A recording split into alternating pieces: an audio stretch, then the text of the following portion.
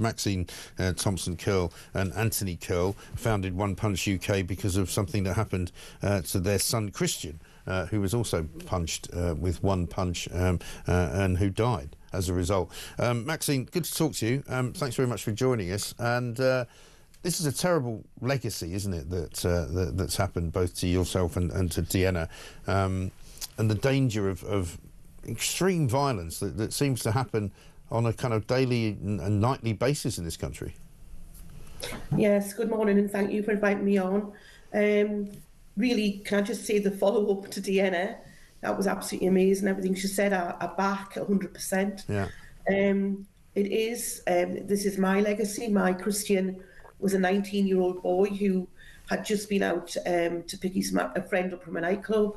He went to the toilet and an individual 24-year-old hit him a one punch, and my life hasn't been the same. That was back in 2010.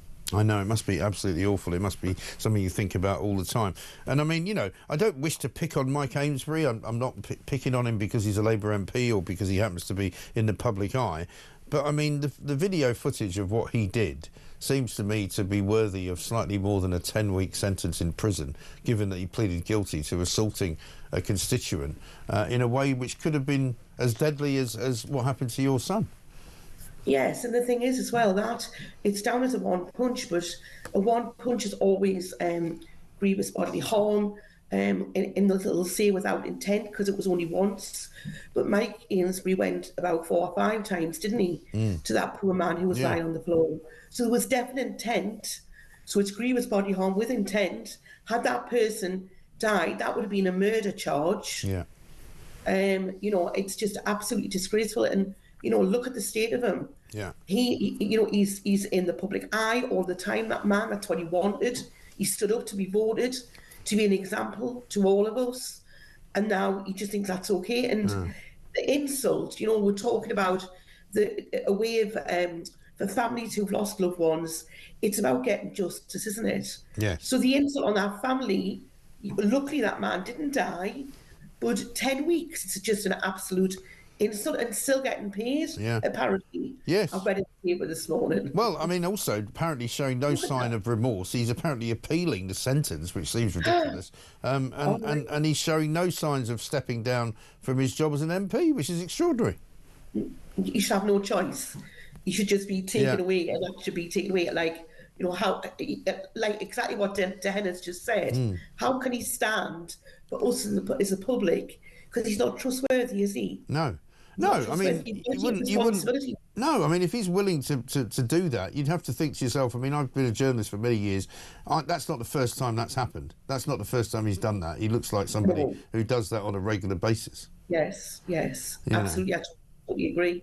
But it's about responsibility, and we go around the schools and all over the place and talk to children and adults about, you know, being. Your actions and your consequences. So think about what you're doing, and we'll say you're responsible. You're responsible for those hands on the end of your arm. You know, and we weren't given those hands to kill, were we? You know, and you've got to be. It's just disgusting, and for him not to be, you know, you should be just ashamed of yourself. Yeah, absolutely ashamed. Yeah. And so should the court for giving him 10 weeks, £200 fine. I know, it's unbelievable, isn't it? When they're locking people up for all sorts of things which are much less damaging. I mean, would your campaign charity like to see sort of what you might call, I don't know, automatic sentencing for something like this? Yes, absolutely. And as Dehenna said, we've been trying for the past 6 or 7 years to look at sentencing levels with the one punch assault. There's not even like research. It's not even categorised as a separate assault. It's just put in with the assaults. So it does need something. Australia campaigned long and hard. And if you're over there, you'll get 15 years for that one punch, 25 years if you kill somebody. Yeah. And that's what we're working towards. Yes. And have you had any sort of encouraging conversations with ministers or anything like that?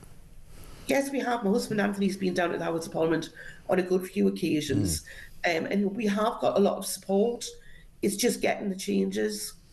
Yeah, no, I appreciate that. Well, listen, Maxine, I wish you luck. Thank you very much indeed. Anything we can do to help, we'd be very happy to. Maxine Thompson-Curl and Anthony Curl, husband, trying, vehemently and as hard as they can to try and get the law changed. And it is ludicrous, is it not, that Mike Amesbury, Labour MP, a man who's supposed to be in a position of some responsibility and basically some kind of show of advantage to the way that other people should behave, gets caught punching a guy repeatedly as he's on the ground, gets sentenced to 10 weeks in prison, still gets paid as an MP, showing no signs of remorse, showing no interest whatsoever in stepping down from his job, which pays him £91,000 a year, thank you very much, plus expenses. I think it's absolutely shameful, isn't it?